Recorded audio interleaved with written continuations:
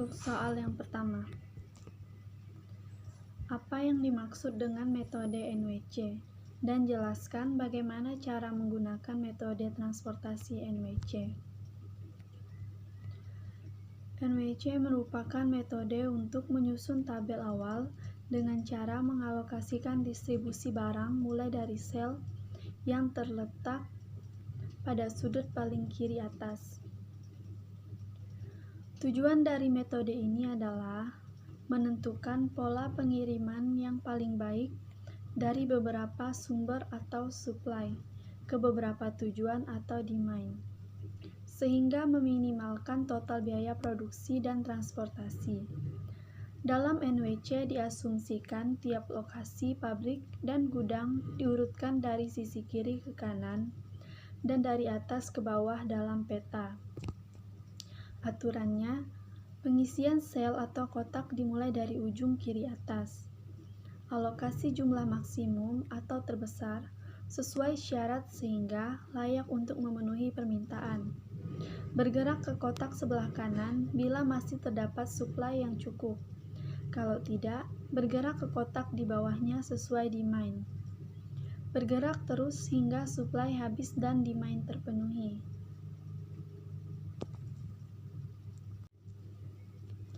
Untuk soal yang kedua, apa yang dimaksud dengan metode LC atau less cost?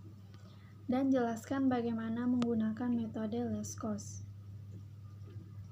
Metode less cost, metode ini adalah metode yang pengalokasiannya dimulai pada kotak dengan biaya terendah dan dilanjutkan dengan kotak biaya terendah selanjutnya yang belum terpenuhi nilai kebutuhan dan persediaannya. Tujuan dari penggunaan metode ini adalah untuk mendapatkan pembiayaan transportasi yang minimum. Langkah-langkah penggunaan metode less cost adalah sebagai berikut. Bentuk tabel transportasi dengan memasukkan data yang diperoleh dari persoalan yang ada, seperti pada pengisian kotak-kotak kecil dengan biaya transport dan total komoditas atau kebutuhan dan persediaan. Pilih biaya atau terkecil pada kotak-kotak kecil dari kotak tabel transportasi. Bila terdapat kesamaan pada nilai kotak kecil, maka pilih total komoditas terbanyak atau kebutuhan dari persediaan, dengan memperhatikan kondisi muatan komoditas transport yang seimbang. Setelah biaya atau nilai terkecil pada kotak kecil tabel transportasi dipilih, maka isi nilai komoditas atau kebutuhan pada kotak transport yang di dalamnya terdapat kotak kecil tersebut. Bila kotak transport sudah terisi dengan komoditas, maka kemudian dilakukan pencoretan baris atau kolom yang melalui kotak tabel transport pada langkah ke C. Kembali pada langkah ke B dengan memilih biaya atau nilai terkecil pada kotak-kotak transport yang tersisa. Prosedur ini selesai bila hanya ada satu baris atau kolom yang tersisa. Untuk soal yang ketiga, apa yang dimaksud dengan metode FAM? Dan jelaskan bagaimana cara menggunakan metode FAM. Vogel's Approximation Method atau FAM adalah salah satu metode yang sering digunakan untuk mencari biaya minimum. Pada persoalan transportasi atau metode FAM dilakukan dengan cara mencari selisih biaya terkecil dengan biaya terkecil berikutnya untuk setiap kolom maupun baris. Kemudian pilih selisih biaya terbesar dan alokasikan produk sebanyak mungkin ke sel yang memiliki biaya terkecil. Adapun kelebihan metode FAM dibandingkan dengan metode NWC, metode FAM lebih mudah dan lebih cepat untuk mengatur alokasi, atau dalam hal ini adalah biaya transportasi, dari beberapa sumber ke daerah tujuan, sedangkan pada metode NWC tidak mengalokasikan produk sebanyak mungkin pada kotak sel yang memiliki biaya transportasi. Cara menggunakan metode FAM dilakukan dengan cara mencari selisih biaya terkecil dengan biaya terkecil berikutnya untuk setiap kolom maupun baris. Kemudian pilih selisih biaya terbesar dan alokasikan produk sebanyak mungkin ke sel yang memiliki biaya terkecil. Cara ini dilakukan secara berulang hingga semua produk sudah dialokasikan.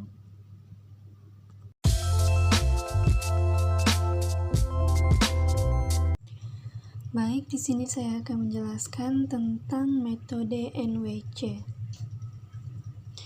Di sini dapat kita ketahui bahwa permintaan untuk Cilegon 50, untuk Serang 110, dan untuk Pandeglang adalah 40. Sedangkan kapasitas untuk pabrik A adalah 90 dan pabrik B 60, pabrik C adalah 50. Jadi, langkah pertama untuk menyelesaikan metode NWC ialah selalu dilakukan dari kiri atas. Di sini kita memiliki permintaan 50 dan kapasitasnya 90. Jadi, untuk memenuhi permintaan yang 50, kita menuliskan 50 permintaannya di sini dan kapasitasnya 90. Jadi, karena permintaannya 50, kapasitasnya 90 ini dikurangi 50, masih kapasitasnya tersisa 40.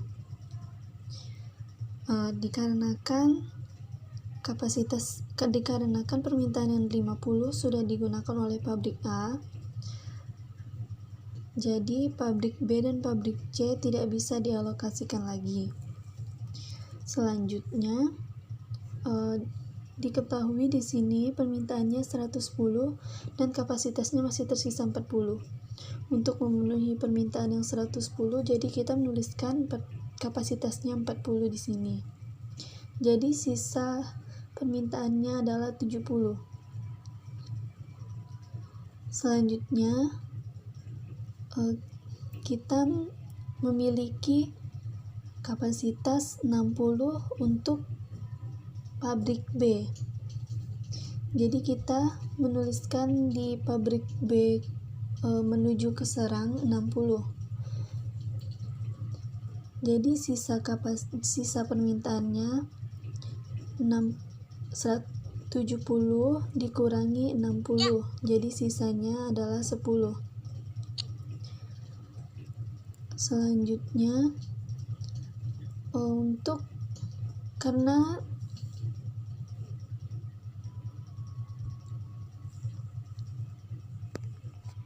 diketahui kapasitas untuk pabrik C masih tersedia 50.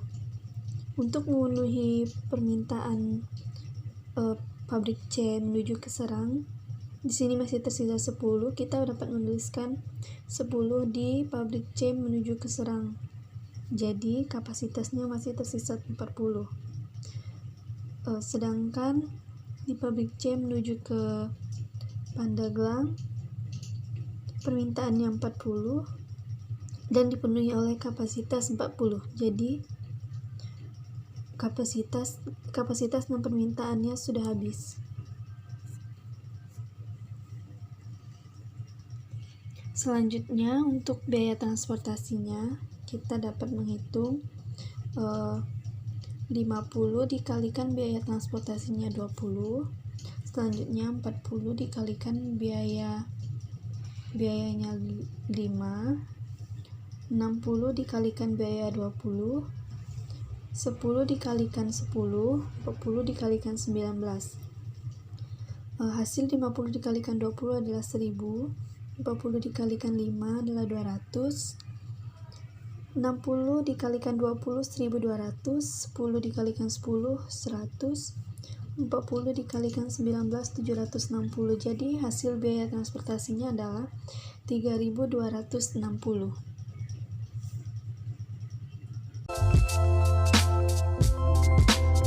Selanjutnya adalah metode LC. Untuk metode LC menghitungnya selalu dilalui atau dimulai dari biaya yang paling terendah. Dapat kita ketahui di sini biaya terendahnya adalah di pabrik A menuju ke Serang, yaitu 5. Jadi dapat kita ketahui untuk permintaannya adalah 110, dan kapasitasnya 90. Di sini kita dapat mengisikan untuk kapasitasnya 90. Jadi permintaannya ini 110 dikurangi 90 adalah 20. Jadi masih tersisa 20. Karena kapasitas untuk pabrik A sudah habis, jadi pabrik A menuju ke Cilegon dan pabrik A menuju ke Pandeglang sudah tidak bisa dialokasikan. Selanjutnya kita mencari nilai terendah. Dapat dilihat nilai terendah di sini ada 2, 10. Di sini kita dapat menghitung mulai dari, kita dapat memilih di pabrik C menuju Serang. Sisa 20 dari permintaan Serang tadi kita dapat mengisikan 20 di sini, jadi permintaannya sudah habis. Karena permintaannya 20, kapasitasnya yang 50 dikurangi 20 menjadi 30. Selanjutnya kita mengisi yang 10 dari Pandeglang. Di sini dapat diketahui permintaannya 40 dan kapasitasnya 60. Di sini kita dapat menuliskan untuk permintaan yang 40 di sini. Karena permintaannya yang 40 sudah digunakan, jadi 60 dikurangi permintaan yang 40 adalah 20. Jadi sisa kapasitas untuk pabrik B adalah 20. Selanjutnya kita mencari nilai terendah adalah 15. Di sini dapat dilihat untuk permintaannya 50 dan kapasitasnya masih tersisa 20. Di sini kita dapat mengisikan kapasitasnya yang 20. Karena di sini diisi 20, jadi permintaannya yang 50 dikurangi 20, jadi sisanya 30. Selanjutnya kita dapat melihat, diketahui di Cilegon permintaannya masih tersisa 30 dan di pabrik C kapasitasnya masih tersisa 30. Di sini dapat kita isi dengan, untuk memenuhi permintaan yang 30 kita dapat mengisikan kapasitas yang 30 ke sini. Selanjutnya untuk biaya transportasinya dapat kita ketahui di sini 90 dikalikan biayanya 5, 20 dikalikan 15, 40 dikalikan 10, 30 dikalikan 25, dan 20 dikalikan 10. Hasil dari 90 dikalikan 5 adalah 450, 20 dikalikan 15, 300, 40 dikalikan 10, 400, 30 dikalikan 25, 750, 20 dikalikan 10 adalah 200. Jadi hasil untuk semuanya adalah 2100. Selanjutnya untuk mengerjakan metode FAM, kita perlu membuat selisih baris dan selisih kolom. Di sini kita dapat membuat selisih baris untuk pabrik A. Diketahui di sini dapat dilihat angka biaya yang terkecil adalah 8 dan 5. Kita dapat membuat selisihnya 8 dikurangi 5 adalah 3. Untuk baris kedua, nilai biaya terkecilnya adalah 15 dan 10. Jadi 15 dikurangi 10 sama dengan 5. Untuk baris ketiga dapat diketahui biaya terkecilnya adalah 10 dan 19. Jadi 19 dikurangi 10 sama dengan 9. Untuk selisih kolom, di sini kita dapat melihat biaya terkecilnya ialah 20 dan 15. Jadi di sini 20 dikurangi 15 adalah 5. Untuk kolom kedua dapat dilihat biaya terkecilnya 10 dan 5. Jadi di sini 10 dikurangi 5 sama dengan 5. Untuk kolom ketiga dapat dilihat biaya terkecilnya 10 dan 8. Jadi di sini 10 dikurangi 8 sama dengan 2. Dapat dilihat dari hasil perhitungan selisih kolom dan selisih baris, di sini nilai terbesarnya adalah 9. Jadi di sini kita dapat mengisi dari baris ketiga untuk pabrik C. Di sini dapat diketahui kapasitasnya ada 50.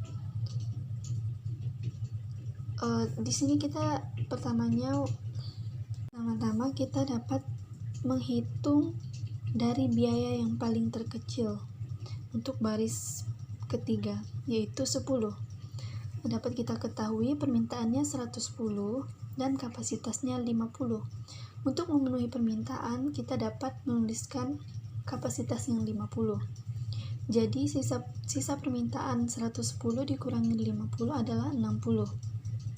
Selanjutnya untuk mencari yang kita dapat menghitung selisih baris dan selisih kolom.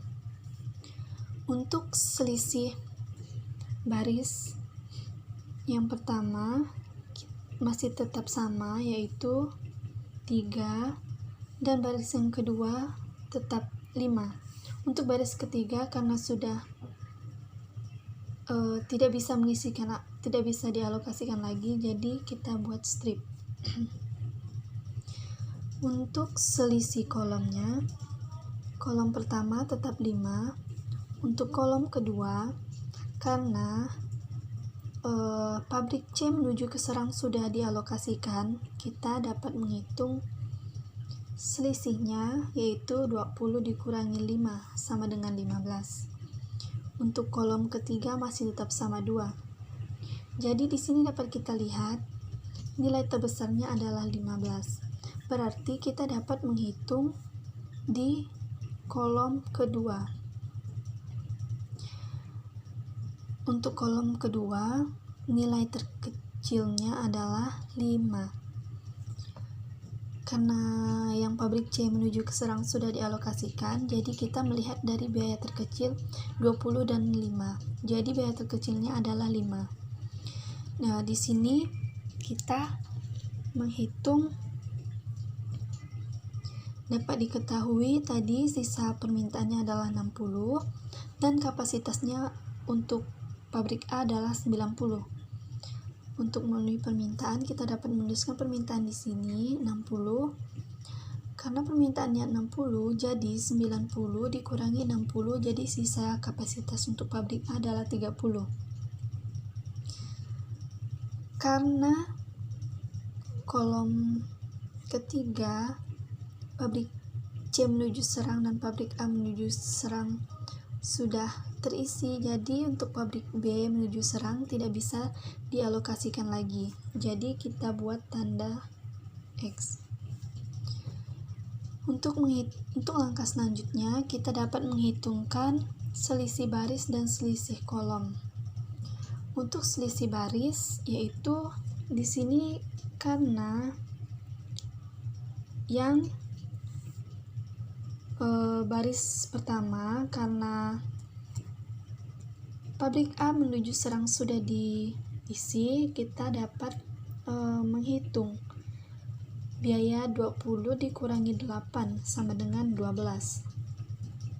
Untuk baris yang kedua masih tetap sama 5. Untuk baris yang ketiga karena sudah habis, kita strip.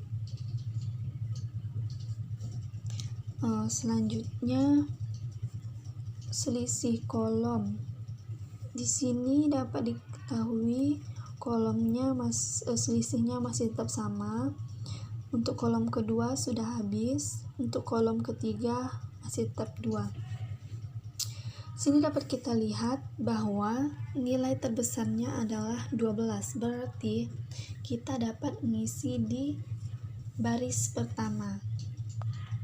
Di sini dapat kita lihat bahwa sisa kapasitas tadi adalah 30. Sedangkan permintaan untuk kolom ketiga adalah 40. Berarti untuk memenuhi permintaan kita dapat mengalokasikan kapasitas 30 ke pabrik A menuju Pandeglang. Karena kapasitas sudah dialokasikan, jadi permintaannya masih tersisa 10. Nah, untuk langkah selanjutnya, karena masih tersisa baris yang kedua, kita dapat mengisi mulai dari biaya yang terkecil, yaitu 10. Di sini kita dapat melihat permintaan tersisa tadi adalah 10, sedangkan kapasitasnya 60. Di sini kita dapat mengisikan permintaan 10. Jadi untuk kapasitas dikurangi untuk permintaan yang tadi masih tersisa 50. Selanjutnya kita melihat yang baris ke-15. Dapat kita lihat permintaannya 50 dan kapasitasnya adalah 50. Jadi kita mengisi di sini adalah untuk permintaan 50 dan kapasitasnya habis permintaannya juga. Untuk menghitung biaya transportasi, kita lakukan 60 dikalikan biaya 5 sama dengan 300, 30 dikalikan 8 sama dengan 280, 50 dikalikan 15 sama dengan 750, 10 dikalikan 10 sama dengan 100, 50 dikalikan 10 sama dengan 500, sehingga hasil dari biaya transportasinya adalah 1890.